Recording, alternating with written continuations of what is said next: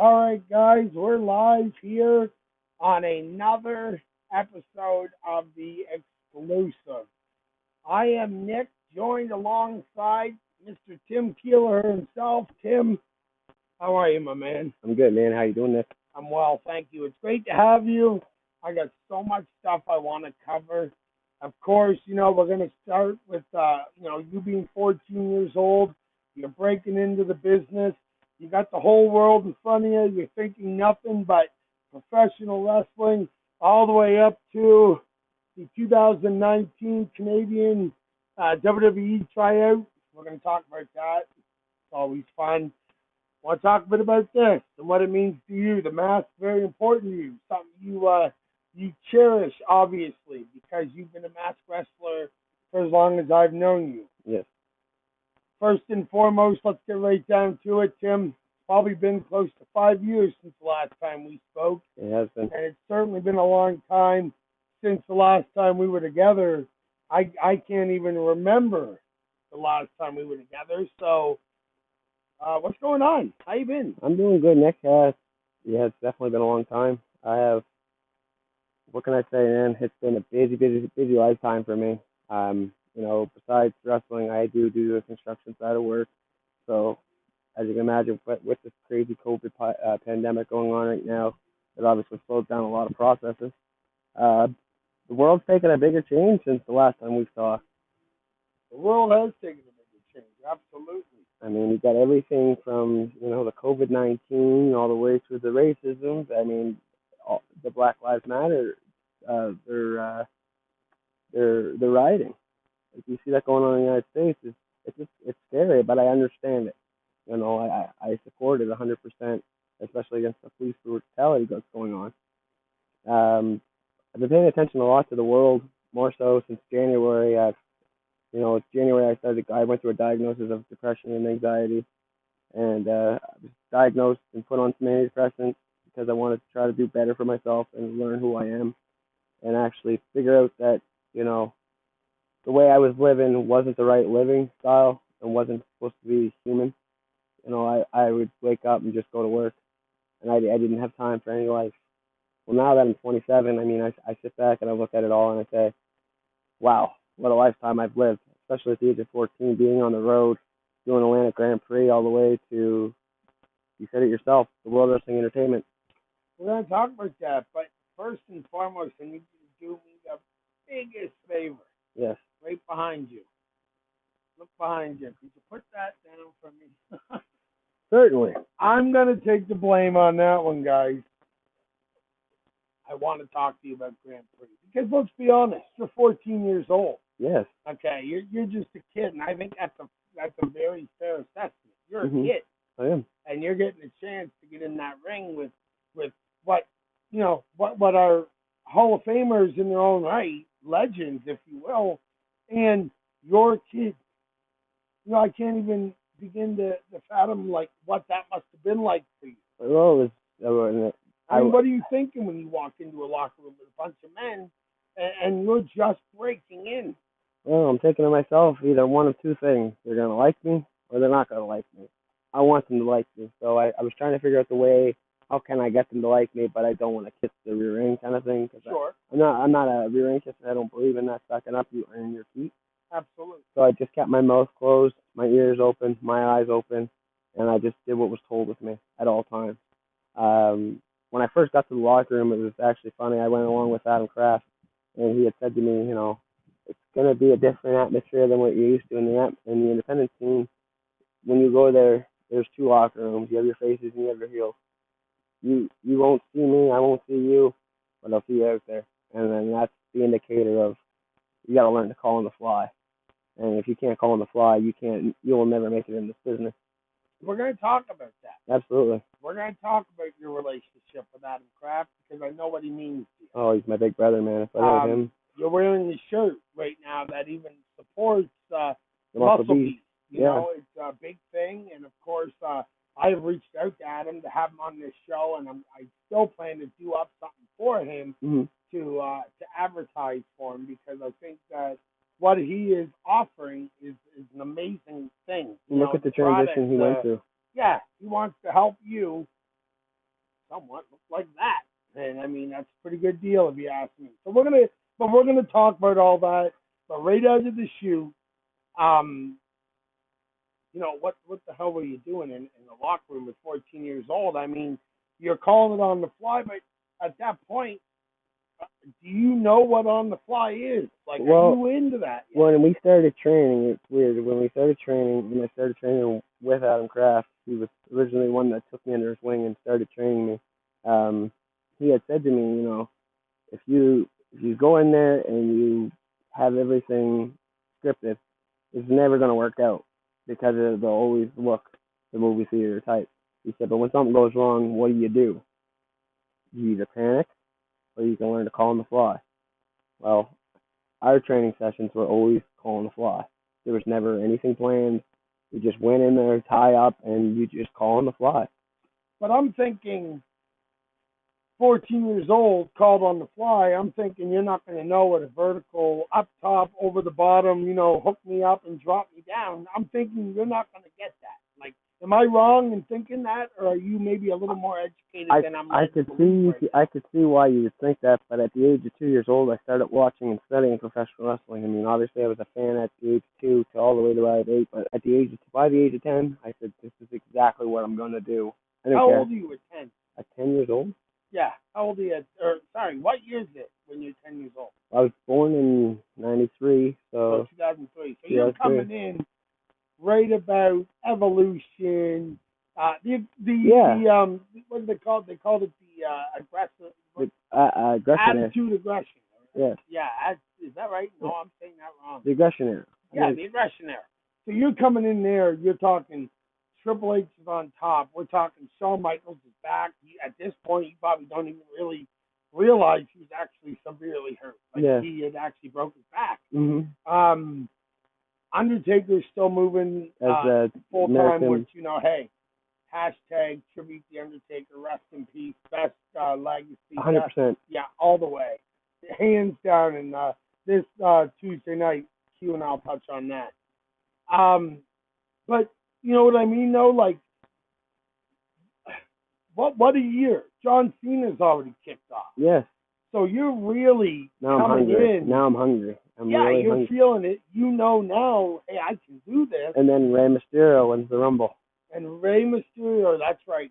Because yes, that is right. Yeah. And, Wow. and I see the Mysterio wins the Rumble. That opened my eyes to Luchador. That opened my eyes to little guys can actually do this. You don't have to be 6'2", 300 pounds to be able to do this. Because you're a big Rey Mysterio fan. Yeah, absolutely, it has to be. I mean, I wear the mask. I do the flips. I do the 619. I tried as much as I can to tribute to Rey. Because Rey, like I said, if it wasn't for Rey, guys like me would never have been thought of in this business. Now, are you thinking? Are you thinking at the beginning of your career that that's mainly what you want? You want to be a luchador. Always. Give me the mask. I want the. You were all in. Yeah, absolutely. All in on 100%. the luchador. All in. But you became. I don't want to I'm not trying to kiss your ass or anything, but you became bigger than that here because you were the best little man here in the Maritimes at one point. I think that is a fair assessment. So, are you at this point, even right now, I guess, are you still satisfied with being a luchador? Or Absolutely. I mean, I look at the luchadors now, and I look at the luchadors then. I'm still that luchador. When you look at me, I look the part. I am the part. I have that passionate part. You'll instantly have a connection with me while I'm out there because that's just who I am. I'm a people's social butterfly. you're definitely a social butterfly. When I have that mask on, I'm that much bigger. I'm that much bigger in life, and I'm actually, myself more so than I am even when I'm without the mask on. When I put that mask on, it makes me feel alive. Like it's weird, man. Most people say to me, "Do the voice you do when you have your mask on." I can't do it when I have my mask on.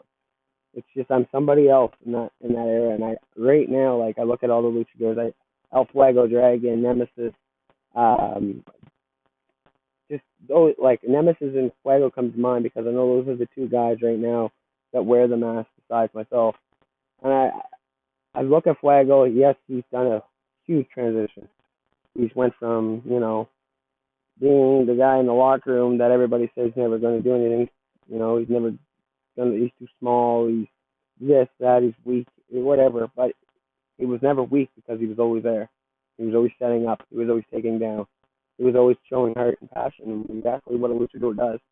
Just because we wear a mask doesn't mean that we do flips. I mean, it's a heritage thing for most people, but for myself, it's a feeling of Superman. I get to be my superhero. So is there heat with you too? No, never. Because I'm looking at you as the original mask, lucha libre, whatever, coming in here, and this is you. Yeah. This is you. 110%. He comes in quite a long time after. I'm thinking, and correct me if I'm wrong, but I'm thinking you're not really liking that. Yeah. Because that's kind of been your territory since you started.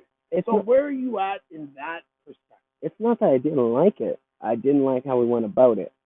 You know, like if I'm the mass luchador of the Maritimes, as everybody says that I'm to be, you think like a guy like him would want to talk to a guy like me, but instead you're just trying to do anything to be buddy with promoters instead of actually earning your keep. I was trained to always set up, tear down, never ask questions, just do what's got to be done. He came in a little differently because he was a friend more so than he was a worker. So the friendship business came into play for him. So we started getting that little bit of a shine, I'd say. Where a guy like me was getting barely nothing at the time, was still chasing that smile and the heart to bring out of him. Oh no, you definitely earned your keep. You paid your dues. I mean, I can sit here and tell story after story. I'm aware. I was there, and I think you know what I'm talking about. Mm-hmm. I was there. Okay, I know you paid your dues, and being buddy didn't get you anywhere. It didn't. You still had to earn your keep. As a matter of fact, it costed me. Yeah, I think I would go with it. It costed me because I invested a lot into myself, and so did the promoter. He invested a lot into who my character was, not into actually who I was. He didn't.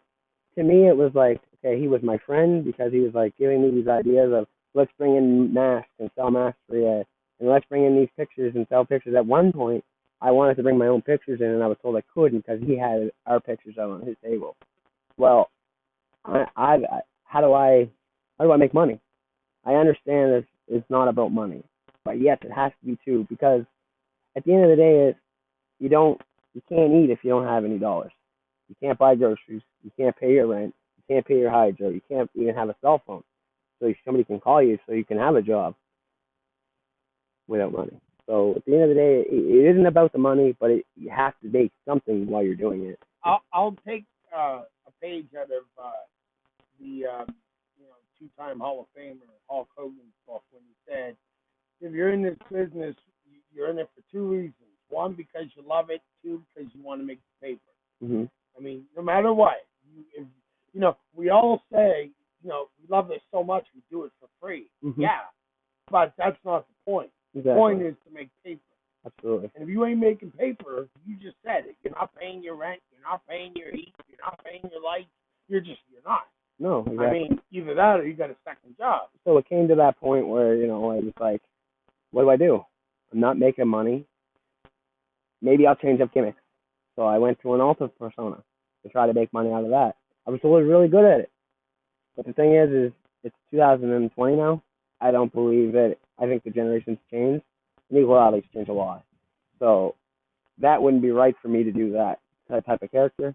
Well, so, it doesn't age well. Exactly. It didn't age well. So I went to where I was comfortable. That was out of my comfort zone. Now I'm in my comfort zone again. Yeah, because you were wearing no mask when you did that. Yeah. That was a no mask. No mask. Even though they didn't know it, but that was actually you. So you're doing sometimes double duty. Exactly, and you're not making anything doing that. No, you're not making extra. No. Exactly, and that was because I have a heart. I have a passion. I just love being in that ring. But more so, I love being in front of the supporters, the fans. When I get an opportunity to stand at the merch table, there's a reason why I always say I have a train line of people while other guys are just standing there hoping that when they leave me, they're going to go to them. It's not because it's not because of an ego. It's not because of anything like that. because I take the time to actually connect with them. Everybody's human. Everybody deserves a minute. You can change anybody's life at any second. Somebody could be having the worst day, impossible. Maybe that night they're just decided, you know what, I had enough of this life, and they want to go home and do something. Maybe I can change their mind, make them feel at least they know they're loved by somebody out there. Because I love every single person out there, man. Mostly. I mean, I have my differences with some people, but generally, I love everybody. Oh no, I put my best foot forward for every single person, and always give a benefit of the doubt. well, we're gonna get into that, guys. We're gonna get into a few other things as well. Don't go anywhere. We're still gonna talk about the WWE tryout. We're still gonna talk about what the mask means to Tim and a few other things along the way. So hang tight. Don't go anywhere. We'll be right back.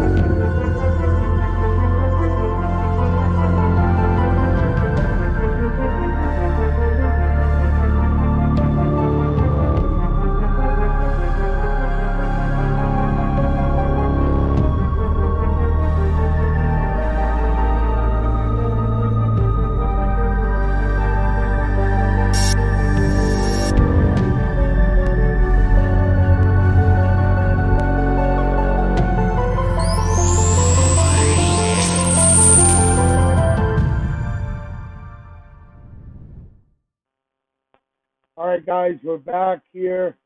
This is the exclusive, of course, this Sunday night, tomorrow night. John Stewart, Cue Ball Carmichael back for another edition of Truth Busters. This Tuesday night, myself, Cue Ball Carmichael, Turnbuckles, Trunks, and Titles, the mothership of the network. Of course, I want to thank ECAM, who makes all this possible, and we're able to bring you guys these shows. So, Tim, once again, I do thank you for coming on the show. This is the first show that I've ever done like this, so it's it's nice to be with you, someone I hadn't spoken to in a very long time. I mean, there's a lot of things I really don't know what you've been up to. I know you're probably wondering why I was asking so many questions when we left the last house to go see my wife, and the reason why was because I wanted to know where I can start with you and where I could kind of end with you. Mm-hmm. Now, we talked about the fact that you were 14 and you realize now you've got opportunity because it was right there knocking on the door. Grand Prix, one of Maritime's richest wrestling. Some would even consider it one of Canada's richest wrestling. Grand Prix wrestling. We watched it. Obviously, it is a bit before my time. Mine too. Obviously. But I've been able to see different things. I loved it. I thought it was super cool. I loved the stories I've heard. Old school was the best. Yes, old school. Let's call it in the ring. I got 3 spots for you. I figure out where to put them. All right. Now, I want to switch gears a bit. You did the Grand Prix. I kind of think you set yourself up there because you're starting up here. You're going to go to Grand Prix. You're going to be the shine kid. You're going to get a chance here. Now you're going to go down here, though, and go to NLW. And I'm not saying that that's not derogatory or anything like that. But Grand Prix is a rich name, and is it No Limit Wrestling? Yes. Is brand new. This is, hey, we're gonna make you a star, kid. You're gonna be the biggest thing in the Maritimes. Yep. But up here, they got a little bit more of a chance because they're big, they're known. You're gonna take your chances down here now. Why the change? And was it just time? Were you done with the Grand Prix? Was it finished? Take me back to where you are at that point. So I go to the locker room. Everything's good. I introduce myself to Emil. I introduce myself to Renee and Jeff. Renee comes in a little late, throws in, he's got a bag full of rock stars. Blue Burner rock stars. I'll never forget it. And he looks at me and he says, "Hey kid, you drink rock stars?" I said, "No, they're not good for you." He looks, "There they are," and he's throwing at me. I drank it with him because it's Renee free. How many chances you're gonna have to drink a rock star with Renee? At the time, I'm 14. I'm hungry. I'm gonna show him eager, so I'm gonna, I want to fit in. Sure, yeah. So I hung with Renee that whole night, and I was talking and off and on, and he was telling me like, my dad's not gonna be fond of you because you're a small guy. It's not your ring work. It's just you're a small guy. And my dad is old school.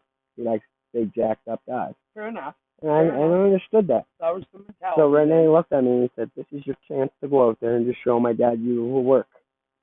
Not that you can work, that you will work." So I said, "Okay." So I went out there that night and I worked Wesley Pipes. And he was straight jacket at the time and I was Julius Santana at the time. And we went out there and we had a good match. We thought it was a good match at the time. We look at it now, we're like, so much would have changed. But at the time, we was like, we didn't think it was that bad. We went out, went to the back, everything was good. Went back out, did a rumble. We did a rumble that night. No problem. Kept throwing over the top, everything went good. Got to the back. Neil did a great job. Took my hand, everything was good. Next night, we were in St. John. This is my hometown. I got my entire family there. My mom, my dad, my brother, my three sisters, my sister's husband, and my sister's boyfriend. My grandmother's there. I got everybody in my family. Crash has his entire family there. Because we knew if we wrestled each other the night before, chances on the tour, we're going to be wrestling each other again. So we said, we'll have a wicked match in front of our families. It'll be the first time our families will see how hard we've been working. And how hard he's been training me. Because at that time, I was turning 15 not too long after. So I was 15 heading into St. John's with a match with Adam Kraft. And I'm feeling great because I'm not in there with somebody. I don't have to go in there and try to figure somebody out. I have that instant connection with Adam Kraft. So it was like, okay, I'm cool. Everything's good. Get to the back. We get there early. Set it all up. Get to the showtime, and I go to find out where I am on the card, and Emil says, "No, I can't have you." I said, "Why? Why can't you have me? You're too small." So now I've just been told I'm too small. So I had my family there. Adam's got his family there. Adam goes out and works that night, and I didn't. So most people would just take their ball and say, "That's it." Not me. I'm making me eat those words. I'm never too small. I had a boss when I worked for the city at St. John. Told me, his name's Chuck Edison, told me I'll never make it to WWE. I'll never get to a tryout. I should quit it. Because I was working for the city at that time. And I looked at him and I told him to his face, "You're going to eat those words." Because everybody who always pushed me down, always pushed me away, always told me, "Oh, you're just one of those fake wrestler guys. I'm going to make you eat your words." I don't need to do it. I don't have to do it with my fist. I don't have to do it violently, verbally, nothing.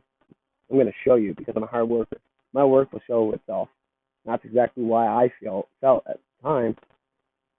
If I can take all my negative energy that I have, that Emil just pushed on me, and I can take that and shine it, who knows? 5 years down the road, maybe they'll have me back. And I go back because it's great, like you said, that's where everybody wants to be in Canada. Atlantic Grand Prix.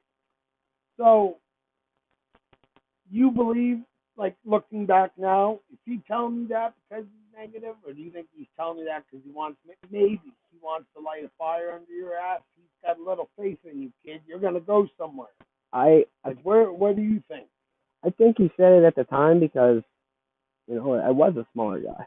I was only skin and bone. But if you did the tour the night before, yeah, but it was. You think you want you in your hometown? You're gonna help put people in that building, which I did do. Yes, you did do. And I did do that, and I didn't get the work done. The biggest thing, the reason why I feel it was a negative thing, and it wasn't a try to push me to be a better positive thing, is because there's always a spot on the card for a guy, whether even if it's just to play the radio for the entrances. Because at the time it was a microphone held to the ghetto blaster. Even if I could have held the microphone to the ghetto blaster, I felt something. But instead, I was just sitting with my family watching my best friend, my big brother, wrestle a guy who should have been me. That breaks your heart, though. At the time, it did, yes. Absolutely. Absolutely. It crushed me. But looking back on it I now, took that and switched it. I said, why let that negative bug me? I can, he's not telling me I can't wrestle ever again. Right. He's just saying I can't wrestle for him. So what do?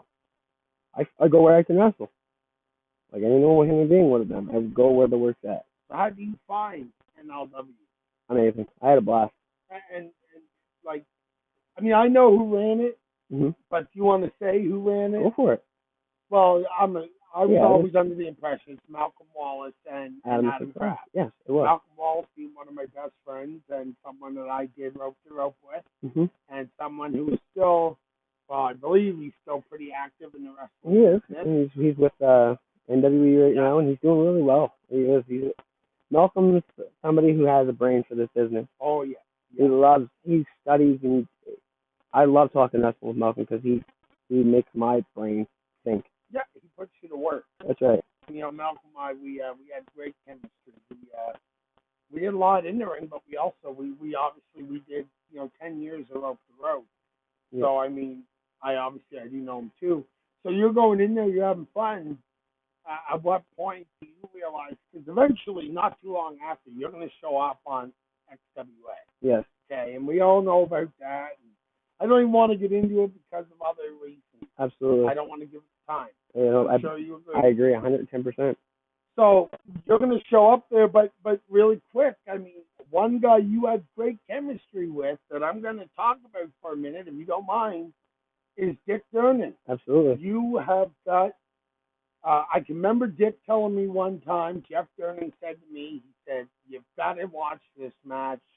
What we have planned is going to be sick. Like you're going to love it." And he said the whole thing, right from the beginning to the end, you're going to love it. Nick, you got to watch. I watched it, and it was amazing. It was like it was a spot fest, but it was an amazing spot fest. I mean, it was you just didn't let the audience sit down. You basically took them on a roller coaster, but you kept them up in the air the entire time. You didn't let them even breathe, or they'd miss the spot. Yep. I mean, is that something that you're able to have with a lot of people? Explain to the people listening what that's like when you're able to have that type of chemistry with someone. You're lucky. You're fortunate. When you're around somebody like I was around Jeff Durnan and Adam Kraft all the time, like Jeff and I became best of friends. He was another huge mentor of making who I am. Absolutely. If I didn't have Jeff in my life, Santana would never exist, and that's the truth. Um, I remember Jeff helping me with all my flips, and at the time I was a cheerleader, so I'd help Jeff with all his flips. So together we said, who are the two wrestlers that always had an interesting match? Jerry Lynn and Rob Van Dam. And there was two of our favorites, one being Rob Van Dam mine, Jerry Lynn always being one of his. It was like, wonder if we can replicate that, not copy it, replicate it, but put our own twist in it. So we were doing the spot where we kick out and he popped me up, and I hit him with a frog splash, and I hit him with like a real nice frog splash. And people were like, whoa. And then the next one he popped me up and I hit him with a front flip. And people were like, whoa. And the next one he popped me up, I hit him with an elbow drop. People were like, oh my goodness. He tripped my legs. He rolled through. I dived through. We reversed everything. Moonsault. He hit a moonsault. It was tit for tat. Absolutely. Oh, it was the most amazing. And we were back for back, back and forth, back and forth, back and forth. So we said to ourselves, this is the one and only time we're going to wrestle each other. Next time we wrestle each other, we better both be better. Because if we're not, there'll never be another match with us.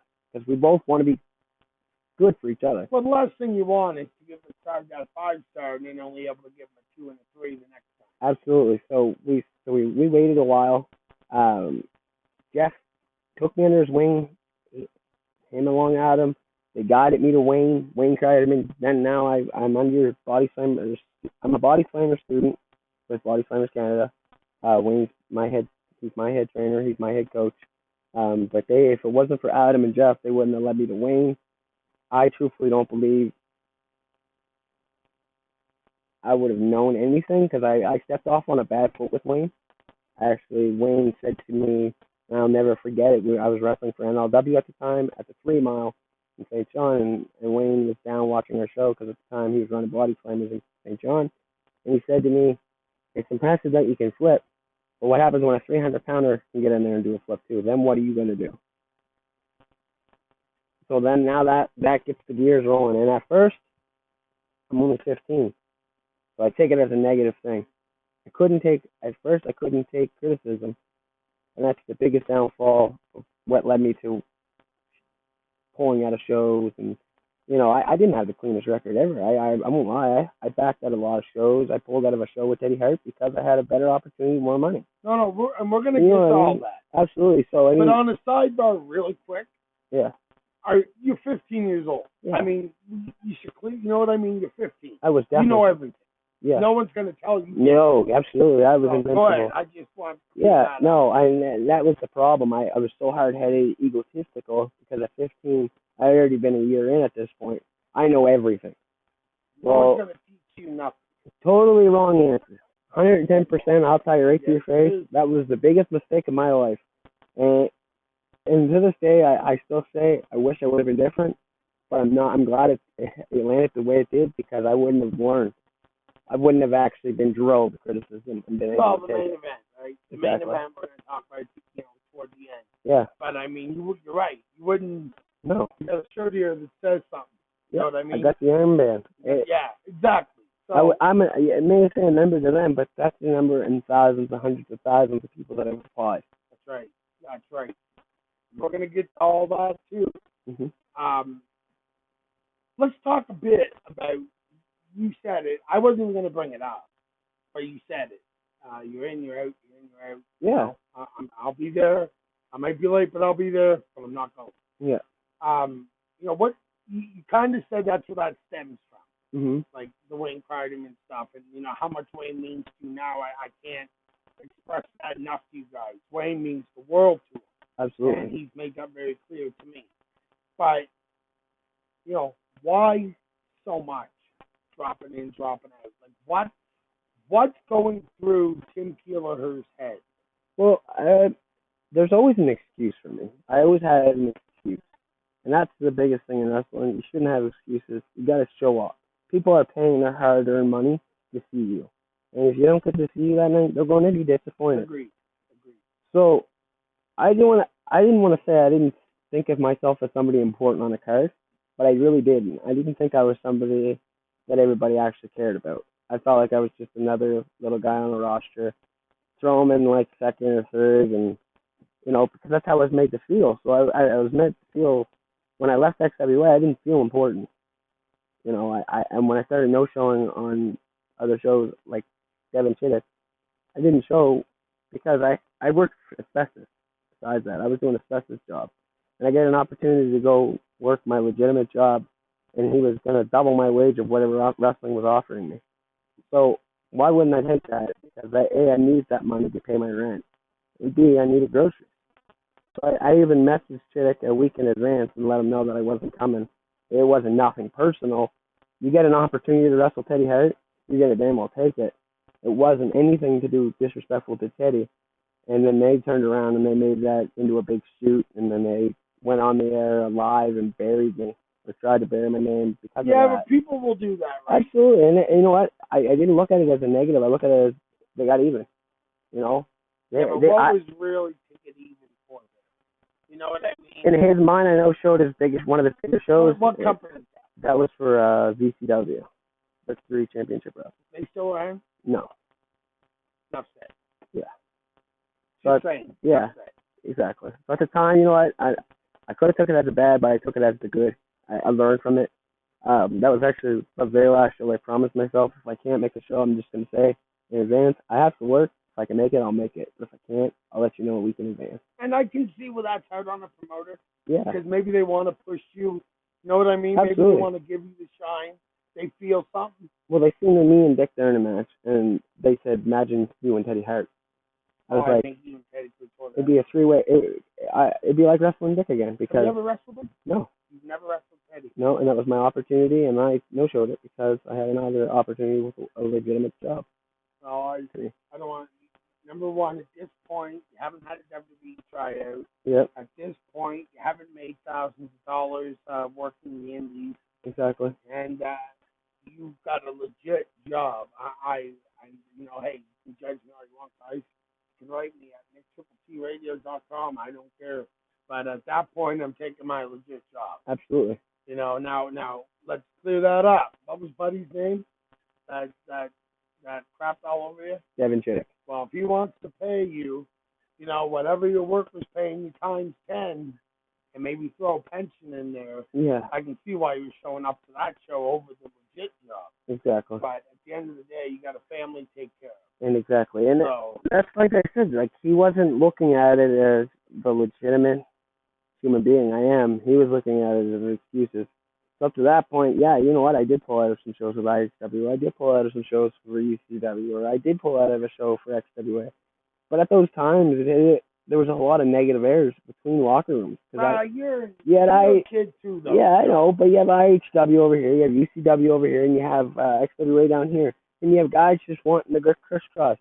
At the end of the day, is nobody was paying me to stay home, so I just went where the work was. Other companies wouldn't book me because I worked for that company, but at the end of the day, is they weren't paying me to stay home, so I had to go to work, and I wasn't working my legit job at that time, so why wouldn't I go to work? Right. But then I got my legit job, so I went to work, my legit job, and I became passionate for it because I actually, most people that know me know I'm a hard worker. I like doing construction. I've done concrete, I've done asphalt, I've done asbestos, I've done it, anything under the sun. I went and wrote my block one as an auto mechanic. But a lot of guys have buried you. Yeah, absolutely. And some maybe they had reason to. Yeah. Some maybe they did. I'm sure you pissed off a few people. You know, man, way. there's only one guy in this industry that I badmouth, and to this day, every time I get an opportunity to see him, I say I'm sorry to him. Brad Knight, Chip Chambers. I shipped on Chip multiple times. That was a hell of a run we just did there. I didn't know that, man, honestly. Yeah. I swear to you, I did not know that. Yeah, that is news to me. And I did it to Julian Young, and word got back to Brad, and Brad and I never talked for like 5 years out of that. And when Brad first broke into the business, I was probably 3 or 4 years in, so I was. So what's your heat? I'm a small guy at the time. Yeah. It was mad. I just don't see there really being heat there. What I didn't understand was guys wouldn't use me, but they would use Brad, and Brad and I have the similar. Okay. No, that's similar. Fair. Similar styles. Somewhat style, yeah. Only he didn't wear a mask. Exactly. So they were booking him because he was a pretty boy, but then I'd offer to come on mask, they wouldn't book me. But here I am 4 years in, I'm the guy that helped Brad. Like, I helped Brad with Dick. Dick trained Brad. So I held a lot to do with helping Brad. Because when it came to showing him something, who's to test on me? So where are y'all at now then? Because I didn't know there was ever heat there. I am now, like, I talked to Brad. I bought a Ring Royal shirt off him. I support Ring Royals 100%. I think the brand with him, Kobe, and Josh Rockstall is amazing. Anybody out there listening, please do support them. Ring Royals, they're amazing. Same with they're the promoters, and they have something to do with the Kaizen Pro Wrestling. So you throwing plugs on my show? You're damn right I am. Okay. And so Kaizen Pro Wrestling runs, and I see that Brad's one of the top faces there, and it was like he deserves that. It wasn't me sitting here saying at this point, man, why is it him and not me? I've put my foot in my mouth multiple times, so I understood it. But when I see Brad since day one, so I can relate. I've never crapped on him because I've always thought he's a very talented individual. Yeah. I can say the same thing about someone like Josh, Coach Sapsagas. Yep. He's never liked me. I don't mind that. That doesn't bother me. No. I can live. You know what, man? I'm an adult. That's right. There's going to be people out there like me, and there's going to be people out there that hate me. I've never let it bother me. No, and I couldn't learn to separate that, but then when I did, I explained to Brad, I was jealous. 100% jealousy. But that's normal in pro wrestling. And I wasn't a man about it, you know what I mean? I was a child about it. And maybe so, but that's normal. I let my words and my frustration come out in a text message rather than just talking to Brad about it and being like, yo, Brad, what's going on, man? Like, what are you doing differently that I'm not doing? And it truthfully is Brad, I was supposed to go to an IHW show. And this is what really set me off. And Brad and Paige were going to drive me. I was going to drive with the two of them. And I do believe Malcolm, actually. For some reason, Malcolm's name is there. And Brad was going to pick me up and never did. And then Paige and Malcolm as well were supposed to pick me up and they never did. So then I look like I no-showed the two shows because my drives didn't pick me up. My fault not having a license. Also my fault putting faith in the people that were my friends to my faces, but talking behind my back as friends, right? So they made the agreement that they weren't going to pick me up because I heard the full story. Malcolm did eventually apologize, and everything worked out that way. But it was a quick eye opener that this world in wrestling is a dog eat dog world. your real friends you think are your friends are your friends today, but could be your enemies tomorrow if you get a better position. The minute I got this opportunity, all my friends that I thought were my friends were the ones that saying you didn't get your opportunity if you didn't have Wayne in your corner. So straight to their faces, I said to them, read my newspaper article. Wayne was just as surprised as I think as everybody else was because WWE contacted him to find out if I was a legitimate human being. And after that, it was all on me. Well, it's funny because you always see your true friends when you get an Mhm. opportunity. Okay. I spent 5 years not talking to Yep. you.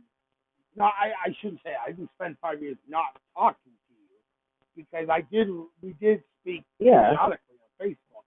But then you went through your phase where you let me. I wasn't your friend name on Facebook, and Mhm. I never take that stuff to heart because to me, again, I'm an adult. You know Exactly. what, man? It doesn't really hurt me. Don't take it personal. I don't care. Whatever. Exactly. If you want to talk to me though, I'm always there, and I've always been there for everyone. I've always been almost like a crutch to people because yeah, I am a sucker, and just because you got a grudge against me, that's fine by me. Mhm. Let me know when you're ready to talk. We'll talk, and we'll Exactly. work it out. Because really, if it's not a big deal to me, then you're making it a big deal. Exactly. But with you, it was just you were doing your thing. I was doing mine. I sent you a quick message when I heard. I wanted you to know I thought it was great and I was proud of you. I didn't need to say any more than that. I felt that told you how I felt. Mhm. That's why I always say, like, if I need to constantly let you know how proud I am, then I'm doing that because I feel you don't believe it. Exactly. I told you I'm proud of you, and I knew you'd kick his butt. I knew you'd rock it down. I was never once thinking, I hope he doesn't fall flat. I don't need to think that. Exactly. You went down there, you did your best, and it shows. We talked in the car about it on the way over. Exactly. It was great.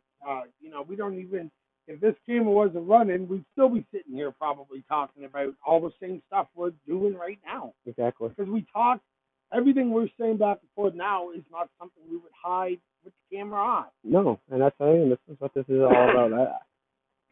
I I learned quickly that this business can be one of two things. It can either make you or it can break you. I've let it make me. I've let it break me. But then I had to take control. Well, we're going to talk about that when we come back. That's where we're at. We're going to be at the resurrection Yep. of Tim Keleher. We've talked about the fighting. We've talked about the whatever these guys want to bury you on.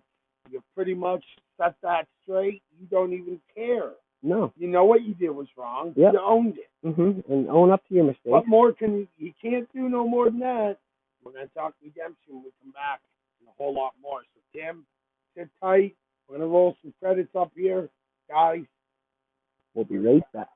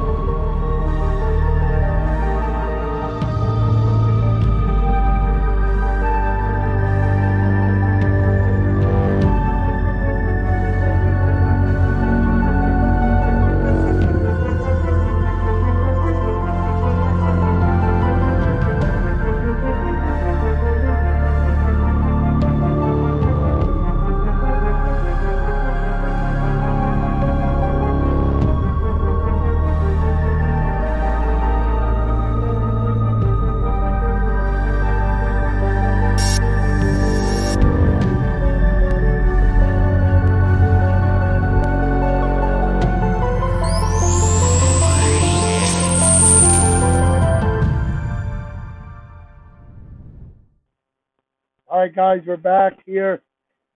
We're on the downside, or as some would say, we're on the upside. Yep. We're taking her home.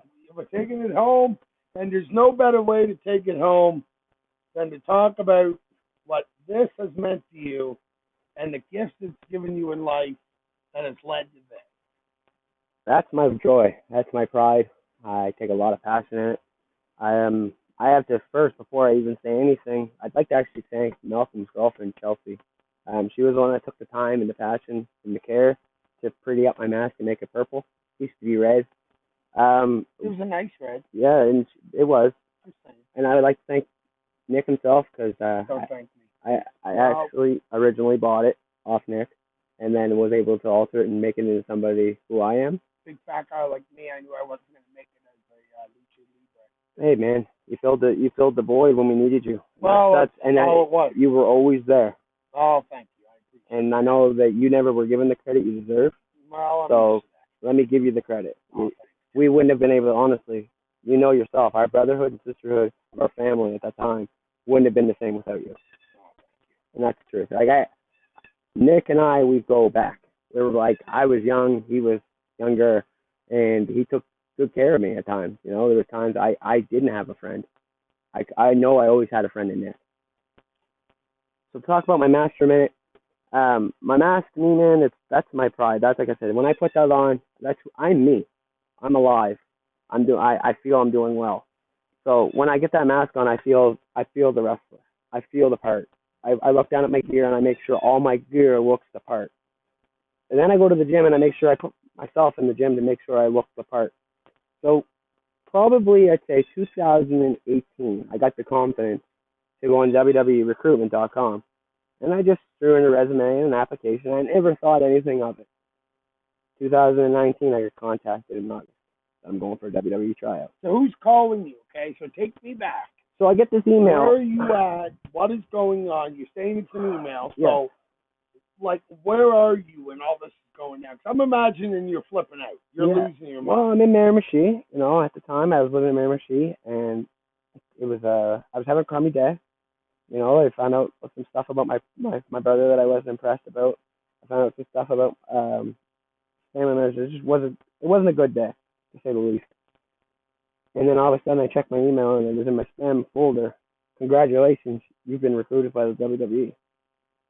It's like spam mail for sure, right? So I click in and it said, congratulations.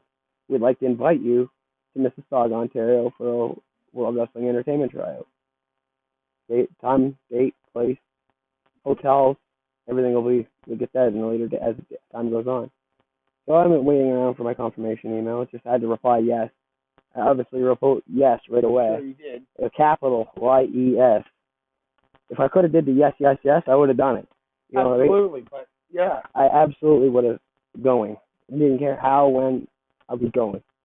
So I was sitting there and I got that email and I'm like, I don't know if this is real or fake. So I sent it off to Wayne. I took a screenshot right away, sent it to Wayne. I'm like, Wayne, is this true? And he said, oh, they contacted you. As if to say, like, he knew. And I was like, you knew about this? He said, yes. They messaged me to confirm who you were, but they never said for what for. And then this all come out that they're doing a 3-day tryout in Canada. And I was a lucky participant out of 40 people. I was number 34. So I get there. It was great. I got the email first, and everything's going good. So it's time leading up to, I have to have make sure everything looks good. I have all my stuff together, all my gear. It's my first time ever flying. Really? Yeah, so I get on the first plane I leave St. John, I fly to Halifax. And then I get a connection from Halifax to Toronto. Well, I fly on an 18-seater plane from St. John to Halifax. That's my first plane. And I'm like, the person I'm with, her name was Keleher, and she was, a little timid of it because she's flown before, but I never did. I thought it was the greatest thing in the world. Oh, you liked it? I love flying. I said, I would do this for the rest of my life if they allowed me to. Really? Absolutely. I said, I loved it. They called me tomorrow and offered me millions and millions of dollars. I would tell them I won't fly. Really? Absolutely.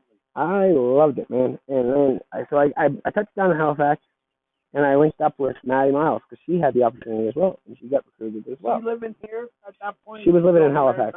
Okay. Yeah, she was still running the hell. She was still running the marathon. Okay. And that was another one. You know what? I was 14. She was like 15 or 16 when she got into our business. But Maddie's been in our business and she was young because Maddie's been in been our business her whole life. yeah, she's been a super fan her entire life. I remember I had pictures of Maddie when she was this tall, and I was only this tall. Yeah, and she was this tall, and I was this tall. You know what I mean? It wasn't much of a height difference, just the age thing. She was young, really young, but really was eager to want to learn her business. The time was right. She started training. It was perfect time for her to come into the business because she took our maritime women's division and she made something with it. Yes, she did. She brought the maritime women here. She legitimate. Absolutely. If Maddie Miles wouldn't have done that, truth told, I don't know if the woman really would have stuck around here. But Maddie took all the younger girls under her wing, and she was the leader. Maddie came in at a time that the women's division needed a kick in the ass. Absolutely. Really? Yeah. She really did. Yeah, and she was that kick, and she did a great job, and she flipped the maritime sensation Maddie Miles, and she blew it out of the water. She really did. Living in England, she's doing okay. She's doing great. Remember, guys, she's on the show in 4 weeks from today. Make sure you tune in, because Maddie is one person you don't want to miss. But Maddie and I linked up in Halifax. We talked a couple minutes, but she had to get her flight because her flight was an hour earlier than mine was. So we linked up for a little bit, shot the talk. Everything was good. Both of us were like looking at each other like, why us? Out of all these people, why us? Why us? Why us? It was never, we deserve this. It's why us?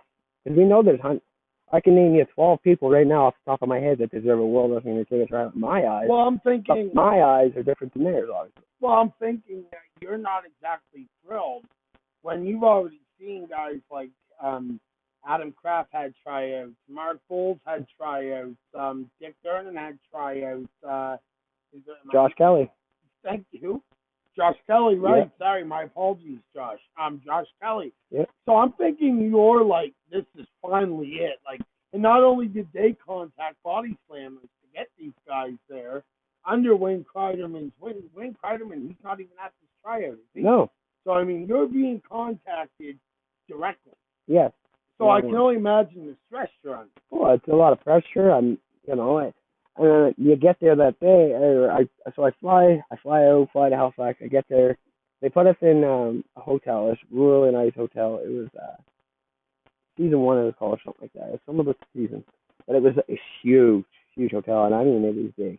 So I get there, and he says, "Yep, name," and I give him my name, and I said, "I'm here for the World Wrestling Entertainment trial." Yep. Here's your key. Go to my room. Beautiful double bedroom, like great big closet, TV. This is mine for the next couple of days because I'm going to be here a couple of days. The life is just great. I'm like, oh my goodness, I'm being so treated well. Like, this is unreal. I've never had this experience in my life. So that Friday, we all had to meet down in the lobby. We had to go down. We had to be down in the lobby. Everybody had to be there for 7 o'clock. The guys that were local from Toronto, they had to be there for 5.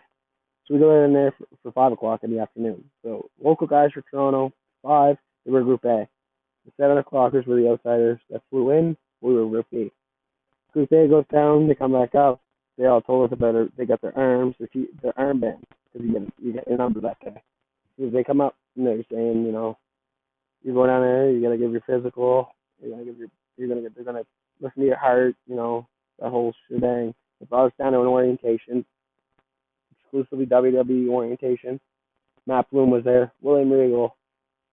It was a mind blower. Dale Sherma, a lot of the NXT people were there. So you get there and you're nervous. You're in the biggest platform of them all. But at the same time, you're there to do your job. Right. So you're there for business-wise. So do you go there and act differently, or do you just be the person who they think you are? So I went there with a mindset of I'm just going to go with the flow, do what I got to do, and be here to work. Put my work in when I need to put the work in. Right. Yeah. And do my thing. So when I got there, like I said, I went down to the physical Friday night, and I'll never forget it because it's something that always rides me. My anxiety, anytime somebody puts anything like a heart monitor on me, my heart all instantly starts flying. It was just because I have traumatic stress disorder from when I was younger. I hit my head on a vending machine, and I still remember the sound of that heart thermometer when they put it on there, and I remember my heart going boom, boom, boom, boom, flying. Yeah. So every time I get that on my finger, my anxiety kicks in. So he puts on my finger, and his name was Sean. I'll never forget him. He said to me, "Your heart rate's pretty high, man." He said, "I can't pass you right now until I get it down. So I'm gonna have to get you go over and make sure your body's okay, and then come back and see me." So I go over, and at that time, Maximum Lemire's getting stretched out, and he's a big fella. Like Max is super strong, super loving. He's amazing. I met a really good friend at the tryout named Max, and he's from Montreal, Quebec. Really nice man. He looked at me and he said, when you get onto that bed, because he speaks French, he says, you take a couple of breaths and then put your finger in. And then when he did that, I listened to him when he was saying it, and so I thought to myself, maybe if I talk to the guy that's taking my test, he'll be able to calm me down by the communication. So we started talking about skateboarding, nothing to do with wrestling. And he just and after the skateboarding conversation, he goes, "So what are you here for, anyways? Like, what happens if I don't pass you?" I said flat out, "You don't pass me, I'm gonna ball my face off right here, man." I know he's seen the tears in my eyes because I said to him, "This is exactly what I lived for. My entire life, I've dreamed of this day. I've dreamed of this tryout. I've only said it thousands upon thousands of times, praying to the dear Lord every time I shower. Give me 5 minutes in front of them, and I will change who they are, what they think of me. 5 minutes is all I ever ask." And he seen that heart and he said as I was saying that, my heart rate was going down because of my passion was coming out, and that's who I was. So I got a little nervous after that, but not as bad as I was. So he passed me, and no problem after that. Next day so I go back to the hotel, sleep. Next day we gotta get up, we gotta get on the bus, we gotta drive from Ontario into Toronto. So we drive into Toronto and we're doing our tryout. As soon as I get there, my stomach's feeling weird. Like, I'm not feeling good at all. Like almost like a flu type style. So you get downstairs. We go downstairs and got changed. We come down. We got all our WWE t-shirts. And we go downstairs, and man, the ring was in the ring. It was in the center of the room. They had the mats all around it. The lights were shining down, and you're walking into an NXT entrance.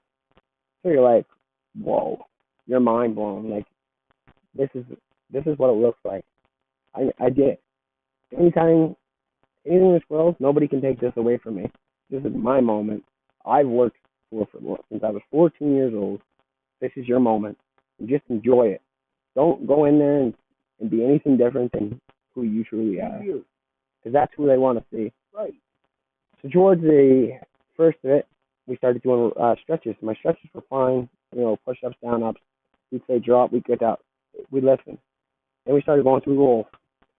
Every time I'd roll, as soon as I was done my roll, I'd run to the bathroom and beeline in the power puke. Run right back and get back in line. Run back after every single roll, power puke, power puke, power puke. Because my nerves, I was sick. Everything was hitting me at once. For some reason, it decided to hit me during that tryout. When I stood back and we were doing our squats towards the afternoon, Mr. William Regal pulls me aside. And we're doing squats, and he's helping with my breathing. And he said to me, "Don't think that it can go unnoticed of your running back and forth. Are you okay?" I said, "Yeah." He said, "Because you don't look too good." I said, "I'm not feeling good, but this is my dream. This is what I live for. This is what my entire life I've worked for. This is my one chance I may ever get in life. I don't care I don't care if I got to drag my rear end and I'm half dead. I'm gonna give it all I have and show them who I really am." And then when at the end of the tryout, I was like, you got to see the paperwork and stuff, and then we got to go to do promo day. So everybody wore their nice clothes. Like I wore a nice blue pin suit. It was really nice. And I had the nice dress shoes, and I had my rings on. I felt like a little Ric Flair. I felt like I was in my glory. This is where I want to be. Because the next day I felt, better. So we're going through promos. I got the promo, and I just myself. I didn't even think. I didn't go in there writing a promo, thinking a promo. I didn't write a promo down. I know a lot of the workers at the tryout wrote their promos weeks prior to, and were reading them and reading them and reading them. But in my mind, a promo is supposed to come from your heart, not from what your gut is and what you're reading and studying. It's got to come from your heart because you actually need to mean it. Because if you don't mean it, no one's going to believe you. So I knew if I wrote it in advance, no one's going to believe me because it's just not me. I need to go with what I know, and that's my heart. I'm not the greatest with words. I'll never say I'm the greatest with words, but good enough that I can speak from my heart because I've learned who I was, and I've learned that pro wrestling is exactly where I want to be and exactly what I want to do. And yes, I've made mistakes, but I won't. Those are the key words. They're mistakes. I was born with two legs, Nick. One in the future and one in the past. I refuse to piss on today. And that's I've been in that quote from Regal himself. Because I even said it to William. I said, I didn't have the greatest record of showing up. But at the end of the day is when I do show up, I'm there because I give it all I have. So we get through the tryout, everything's good, and then everybody's doing their matches. I wrestled a guy he, out of Hollywood, California, but he's training right now down at Battle Arts Academy. His name's Daniel Leduc. Really humble man. Like, he's not a little taller than me, same size, but he's the bad guy. So it worked out great. We were roomies, got to know each other, got to hang out. I made a friend with him too, and I go down there, and when I'm going through after I'm done all my matches, I couldn't help but notice one thing. I was the only luchador there. But one. The only luchador with a mask. Me. You working with the mask on when you were down there? Yes, I did. Okay, I was wondering. Yep. During my tryout match, I wore my mask, but during everything else, I was without my mask. I didn't ask you that in the car, but I was. Yeah. I think I meant to. I think I just kind of forgot about it, and it just kind of came back now. Yeah, I did. So did you wear that mask? I did. I really did. And it's weird. I went down there and I tried to beat Tanner out just because I was dark, but I wasn't as dark as I prefer to be when I'm performing. Because I noticed, like, off your lighting and stuff, if your light has a little darker tone, you're able to see everything a lot better, including my movements and, like, my footwork and stuff. So I wanted to go down there and show them, like, I really work on myself hard. And then I took allergic reaction on the stomach area. No, you didn't. Yes, I did. But you know what? That didn't change who I am. No. It just changes your appearance. And so I didn't give them the appearance I wanted to give them, but I gave them the appearance from my heart, all I could give them. And I, from what I've been told from guys in Ontario to guys that are higher up, it didn't go unnoticed. Like I said, I don't believe in that I was the greatest there or anything like that. There's a reason why us 40 were picked and scouted out. And in my eyes, it's not that they're the 40 best, they're just the 40 right now that the World Wrestling Entertainment wants to see. So, in my eyes, I was like, I'm the only luchador here. I'm giving everything I got. But if they don't like me, well, at least I know I came in here with every single thing I have. And I gave them everything I had because this is everything I literally dreamed of. Well, you've heard it in the past, right? I mean, your dream is to make it. And if you can make it to a tryout, you've made it. Mm-hmm. So now they know who you are. Exactly. Right? Yeah. So if tomorrow someone called you up and they said, you're never going to make it from the WWE, they said you're not going to make it. Well, I mean, we could use your tryouts, but you're never probably going to make it now, kid. At least you know you can, hey, I made it there. You watched me. You liked me. I got great reactions. Mm-hmm. Thank you. Exactly. You know what I mean? Absolutely. But I personally, I think that there's interest there. I do. I believe there is interest. Well, you've seen it yourself. I haven't even announced it, but I will right here on the air with you. I wanted to save it for a special moment, and you know what? This is a perfect moment. Fatana's got a new mask. Santana has a new mask. And when the shows open up, I can't wait to show it to the world. Nice. Because I'm about to take Fatana from about a 9, and I'm going to flip him to a 20. Because I'm telling you right now, my ideas that are going through my little brain, I'm going to blow the waters. The Marrow Times hasn't seen nothing yet. You thought I had a lot in the cage before. This is all energy built up. I'm ready to go. I'm ready to rock. I'm ready to go. I have a wicked job. Like I said, they're very understanding. FCS. If you're looking for concrete work in St. John, give them a dingle. I work for them, and they are big time supporters of pro wrestling. They said anytime I want to take a booking, anytime I want to work off, 0 issues. Go chase my dream. I went to the schooling route. I went to NBCC. I wrote the mechanic block. I finished block 1 with a 94. And then I had 0 passion for the cars.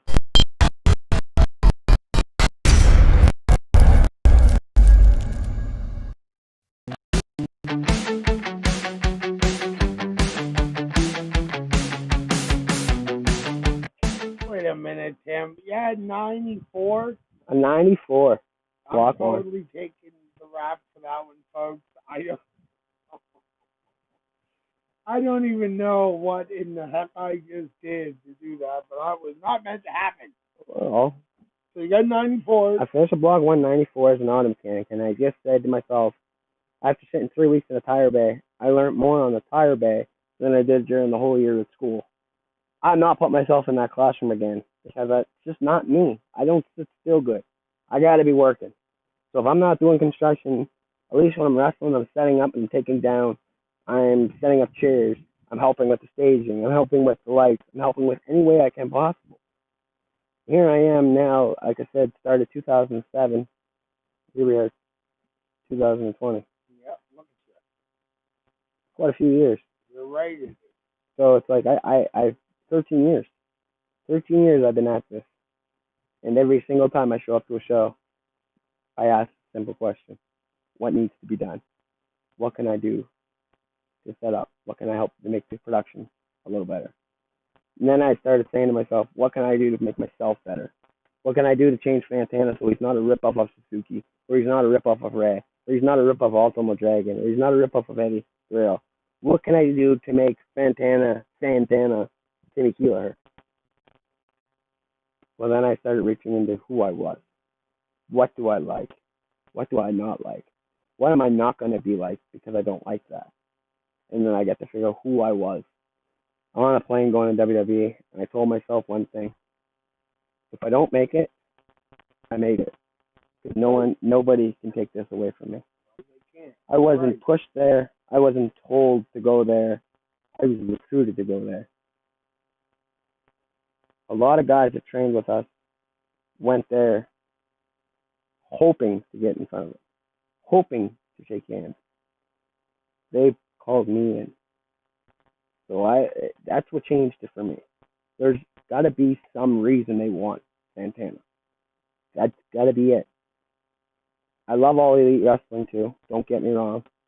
I love WWE. I don't hate anything to do with it. Why? Because it's professional wrestling. I love professional wrestling. I do. I'm a big fan of it. To this day, I'm still a fan of professional wrestling. I love a good story in a ring. I like everybody's, patience. I like everybody's when they're screaming. I like everybody when they're booing. That's what I like to hear. I like a reaction. I like that people come to the shows and they see Santana and they're like, "Mom, I want to be like him." That's no, you don't. No, but that's who I am. I want everybody to know that I at the end of the day, I'd make mistakes, but I'm not perfect. But you know what? I have a big heart. I have a huge passion for this industry, for this business. I just want to see everybody succeed. And if we can all make money together, then why not? Absolutely, man. Tim, I want to say thank you. Having you come in here and sit down with me and play catch up with you has been all my pleasure. Thank you so much for having me. And I'd like to think that if I asked you to come back again, you would. In a heartbeat. I want to show off my fanny pack. They show it off. I got a new fanny pack. It's got all my luchador masks that I ever originally had. So if you ever see me at a show, you see this fanny pack, know I'm a human being. I do exist. I am alive. I am not some big superstar. I'm not ever going to be this great big two superstar to say hi or to appreciate anybody who comes and spends their money. Or even if you don't spend your money and somebody's coming to pay for you, I'm still going to give you the time of day. You deserve it. Thank you so much for being a supporter of me, Santana, and what I actually do love, which is professional wrestling. Thank you for having me, Nick.